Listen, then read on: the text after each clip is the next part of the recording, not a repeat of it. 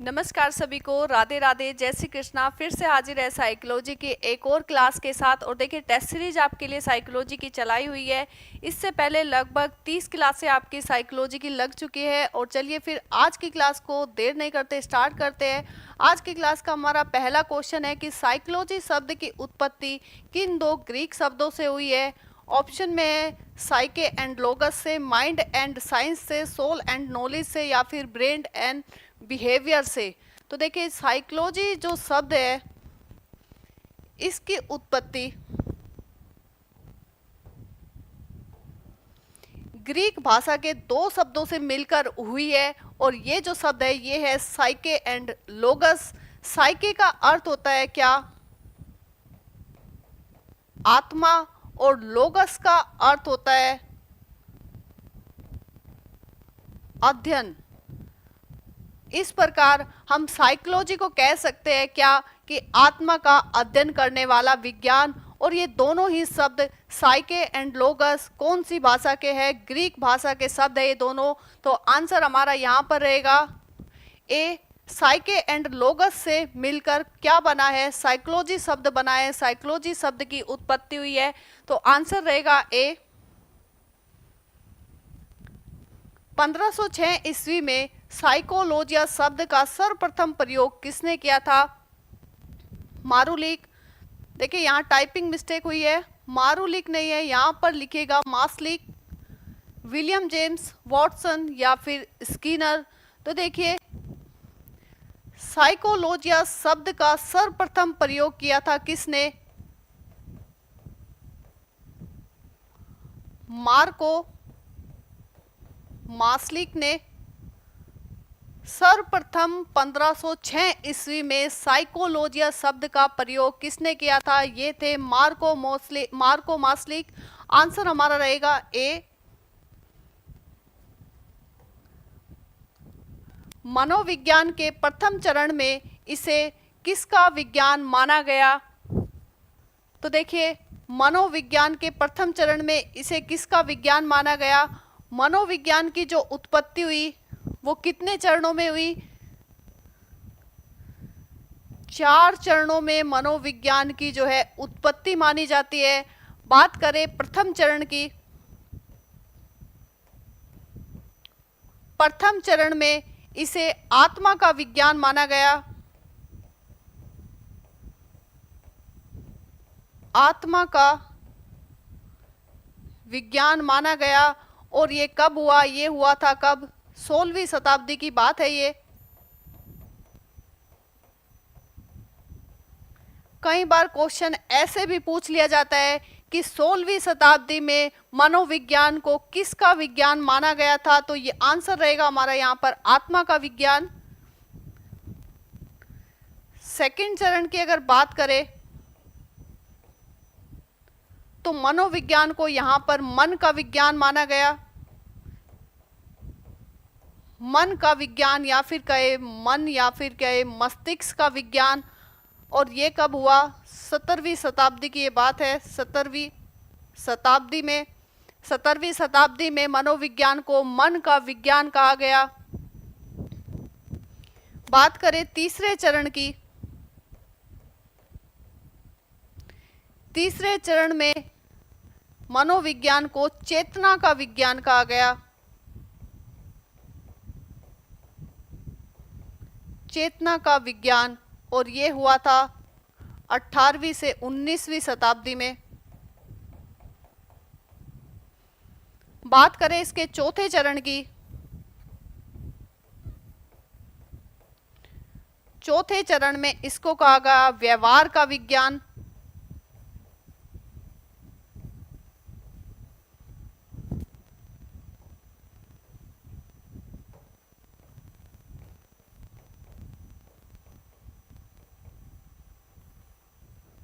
और ये बात कब की है? 20वीं शताब्दी की।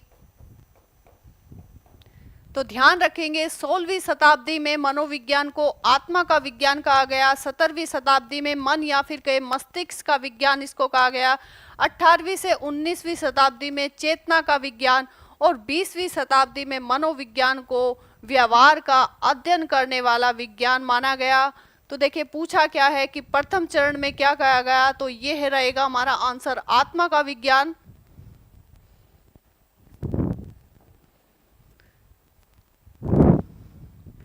एटीन 1879 ईस्वी में प्रथम मनोविज्ञान प्रयोगशाला की स्थापना किसने की? विलियम जेम्स ने, विलियम वुंट ने, स्किनर ने या फिर क्रो एंड क्रो ने? बात किसकी हो रही है? मनोविज्ञान की प्रथम प्रयोगशाला ये कहां पर बनाई गई? जर्मनी के लीपजिग शहर में इसकी स्थापना की थी। और ये की थी किसने? विलियम वुंट ने। कब? 1879 में। तो आंसर हमारा रहेगा यहां पर बी।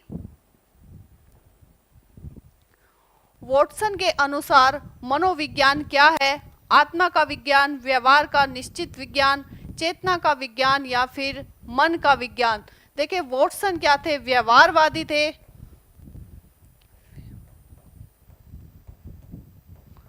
वॉटसन व्यवहारवादी थे और इन्होंने जो है मनोविज्ञान को व्यवहार का निश्चित विज्ञान माना।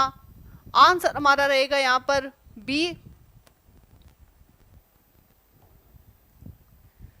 शिक्षा मनोविज्ञान किस प्रकार की शाखा है? शुद्ध, अनुप्रयुक्त, प्राकृतिक या फिर दार्शनिक? बात कर रहे हैं किसकी? शिक्षा मनोविज्ञान की। तो देखिए जब मनोविज्ञान जो है, मनोविज्ञान की जो विशेषताएं है, मनोविज्ञान का जो ज्ञान है, जब इसका प्रयोग शिक्षा में किया जाने लगे, मनोविज्ञान के ज्ञान का प्रयोग जब हम शिक्षा में करने लगे, तब हम कह सकते हैं कि मनोविज्ञान क्या है? एक अनुप्रयुक्त शाखा है। आंसर हमारा रहेगा बी। शिक्षा मनोविज्ञान का प्रमुख उद्देश्य क्या है? इतिहास के बारे में जानकारी देना, शिक्षा समस्याओं का मनोवैज्ञानिक समाधान करना, बुद्धि का मापन करना या फिर समाज का अध्ययन करना, सामाजिक अध्ययन करना? तो देखिए किसकी बात हो रही है? शिक्षा मनोविज्ञान के प्रमुख उद्देश्य की। तो ये रहेगा हमारा शिक्षा समस्याओं का मनोवैज्ञानिक समाधान करना। शिक्षण के समय पर चाहे जो समस्या है वो किसी बालक के सामने हो, चाहे वो शिक्षक के सामने हो, शिक्षा में जो भी समस्याएं आ रही है उनको क्या करना? समाधान करना, उनका मनोवैज्ञानिक समाधान निकालना ही क्या है? शिक्षा मनोविज्ञान का प्रमुख उद्देश्य होता है। तो आंसर रहेगा बी। शिक्षा मनोविज्ञान का क्षेत्र कौन सा है? सीखने की प्रक्रिया, मापन एवं मूल्यांकन, निर्देशन एवं मानसिक स्वास्थ्य या फिर उपयुक्त सभी? बात किसकी हो रही है? शिक्षा मनोविज्ञान के क्षेत्र की हो रही है। तो शिक्षा मनोविज्ञान में सीखने की प्रक्रिया, मापन एवं मूल्यांकन, निर्देशन एवं मानसिक स्वास्थ्य, ये सभी क्या होते हैं? आवश्यक होते हैं, आवश्यक कारक माने जाते हैं। तो आंसर हमारा रहेगा क्या? उपयुक्त सभी।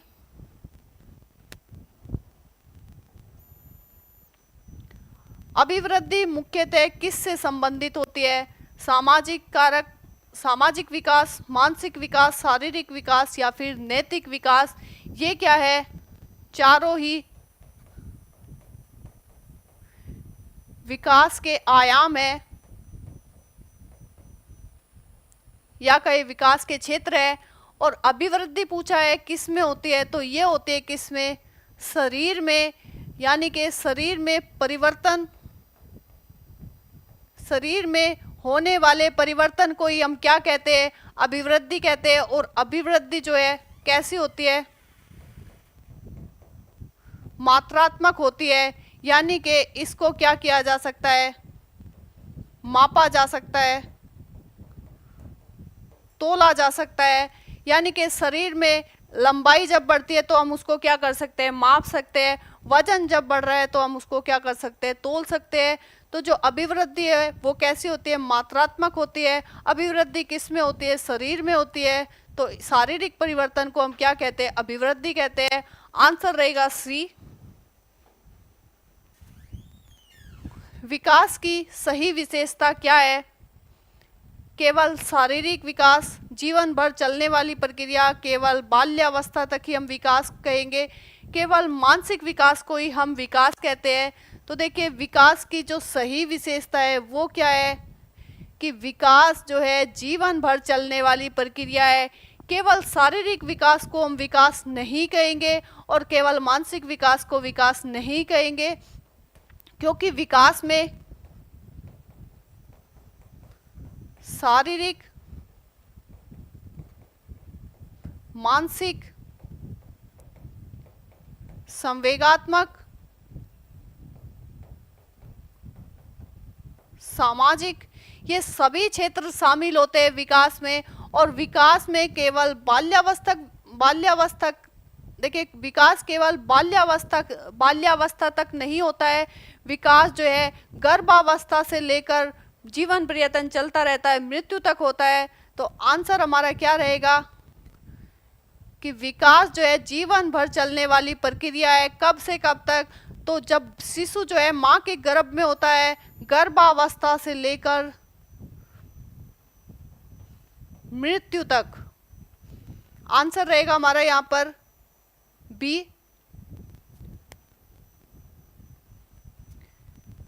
विकास सतत एवं निरंतर प्रक्रिया है। यह किस सिद्धांत से संबंधित है? पूर्वानुमेय के सिद्धांत, सतत सिद्धांत, समान प्रतिमान का सिद्धांत या फिर परिपक्वता का सिद्धांत। देखिए यहाँ पर जो है क्वेश्चन में ही आया हुआ है कि विकास क्या है, सतत और निरंतर प्रक्रिया है। किस सिद्धांत को दर्शाता है? सततता के सिद्धांत को दर्शाता है कि विकास सतत रूप से चलता है, निरंतर चलता है, जीवन पर्यंत चलता रहता है, गर्भावस्था से लेकर मृत्यु तक चलता रहता है। तो ये किस सिद्धांत को दर्शाता है? सतत सिद्धांत को दर्शाता है। आंसर रहेगा बी। प्रत्येक व्यक्ति का विकास अलग होता है। यह कौन सा सिद्धांत है?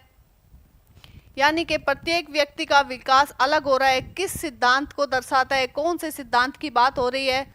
समान प्रतिमान का सिद्धांत, व्यक्तिगत भिन्नता का सिद्धांत, एकीकरण का सिद्धांत या फिर पूर्व अनुमेयता का सिद्धांत। देखिए हर व्यक्ति जो है, प्रत्येक व्यक्ति क्या होता है? अलग होता है। उसकी जो रुचि है वो अलग हो सकती है। सीखने समझने की क्षमता अलग होती है। सीखने की, समझने की जो क्षमता है, क्षमता अलग होती है। साथ में ही शारीरिक जो बनावट है,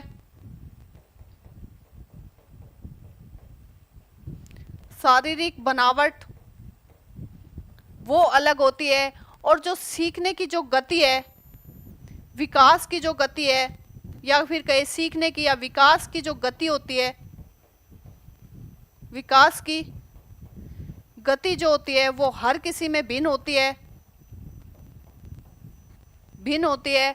इसीलिए हम कहते हैं कि प्रत्येक व्यक्ति एक दूसरे से अलग होता है, भिन्न होता है। देखिए कोई जो बालक है वो किसी भाषा को जल्दी सीख लेता है और वो उसी एज का जो बालक है भाषा को जो है देर से सीखता है। इसलिए हम कह सकते हैं विकास की जो गति है वो भी क्या होती है? भिन्न होती है। एक बालक जो है 9 माह का चलना सीख जाता है और दूसरा बालक जो है 12 माह का चलना सीखता है। तो इसके द्वारा हम क्या कह सकते हैं, समझ सकते हैं कि विकास की जो गति है वो भी क्या होती है? भिन्न होती है। और ये कौन से सिद्धांत को दर्शाता है? व्यक्तिगत भिन्नता के सिद्धांत को दर्शाता है। आंसर हमारा रहेगा यहाँ पर बी।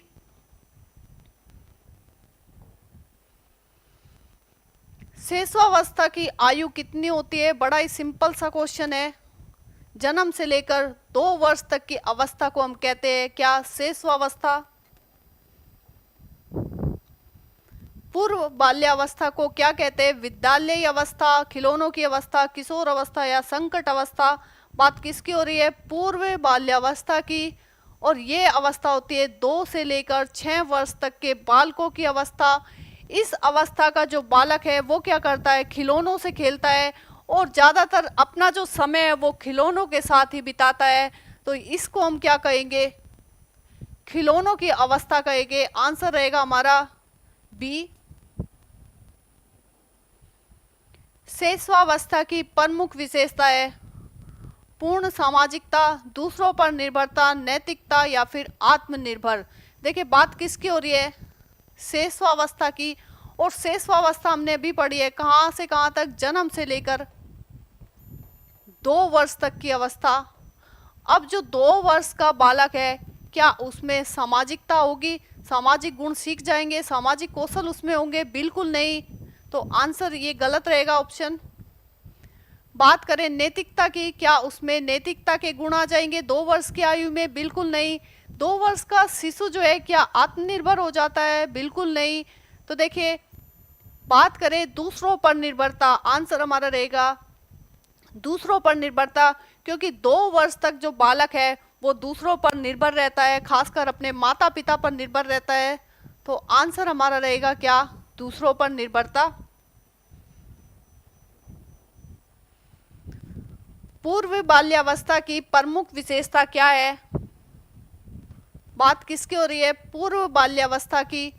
जिज्ञासा, राजनीतिक चेतना, आर्थिक समझ या फिर व्यावसायिक दक्षता। पूर्व बाल्यावस्था की जो आयु है, हमने पिछले क्वेश्चन में बात की थी, 2 से लेकर 6 वर्ष तक की आयु मानी जाती है। कौन सी? पूर्व बाल्यावस्था की आयु। और देखिए, इस आयु का जो बालक है उसमें वो व्यावसायिक दक्षता कैसे प्राप्त करेगा, वो आर्थिक समझ कैसे आएगी उसमें, राजनीतिक चेतना का तो कोई मतलब ही नहीं है। इस आयु के बालक में बहुत जिज्ञासा होती है, प्रश्न बोध करता है, क्यों हुआ, कैसे हुआ, कब हुआ, किस लिए हुआ, इस प्रकार के प्रश्न जो है उसके मन में उठते हैं और जिज्ञासा बहुत होती है किसी भी चीज को जानने की। तो आंसर हमारा रहेगा ए। सिर से पैर की दिशा में विकास होता है, तो ये किस सिद्धांत को दर्शाता है? समीप दूर का सिद्धांत, शीर्षपाद का सिद्धांत, समान प्रतिमान का सिद्धांत या फिर परिपक्वता का सिद्धांत। बात किसकी हो रही है कि विकास कैसे होता है? सिर से पैर की दिशा में होता है, बिल्कुल सही। एक बालक जो है सबसे पहले अपने सिर पर नियंत्रण पाता है, उसके बाद धड़ पर नियंत्रण पाता है और वो बैठना सीखता है। उसके बाद सबसे लास्ट में पैरों पर नियंत्रण पाता है, वो क्या कर पाता है? चलना सीखता है, दौड़ना सीखता है, कूदना सीखता है। और ये कौन से सिद्धांत को दर्शाता है? शीर्षपाद के सिद्धांत को। आंसर हमारा रहेगा बी।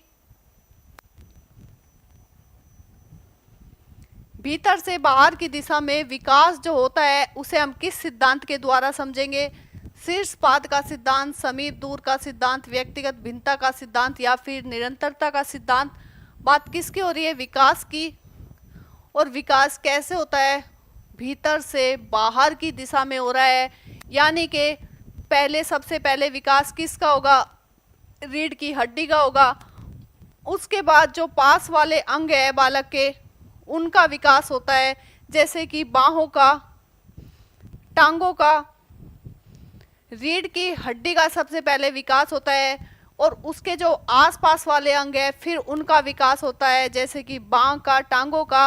और उसके बाद जो है बालक के हाथों का विकास होता है, फिर उंगलियों का प्रयोग करना शुरू करता है बालक।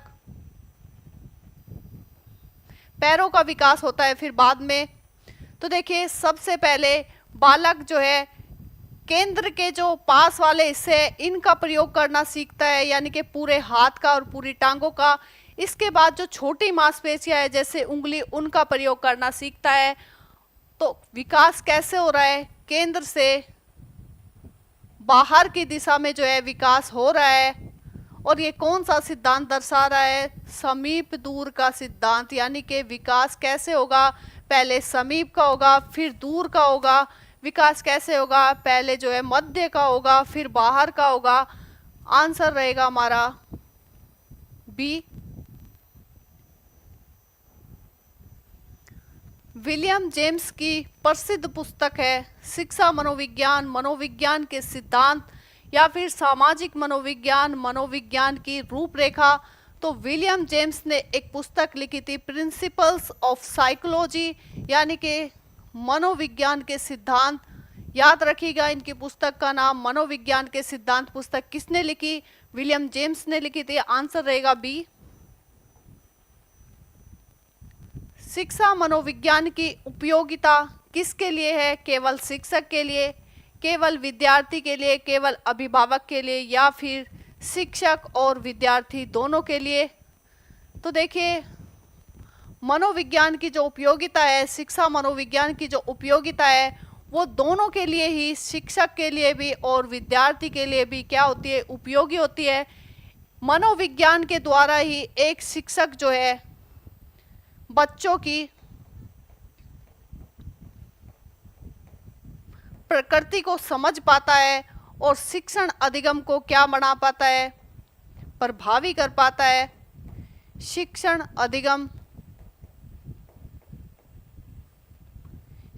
अधिगम की जो प्रक्रिया है उसको क्या बनाता है, प्रभावी बना पाता है। किसके द्वारा? शिक्षा मनोविज्ञान के द्वारा ही। और देखिए जो विद्यार्थी है, विद्यार्थी भी क्या करता है, स्वयं के व्यक्तित्व को या फिर कहे स्वयं की जो क्षमताएं है उसकी, स्वयं के व्यक्तित्व और स्वयं की क्षमताओं को जान पाता है। किसके द्वारा? शिक्षा मनोविज्ञान के द्वारा। साथ ही जो शिक्षा के नियम है,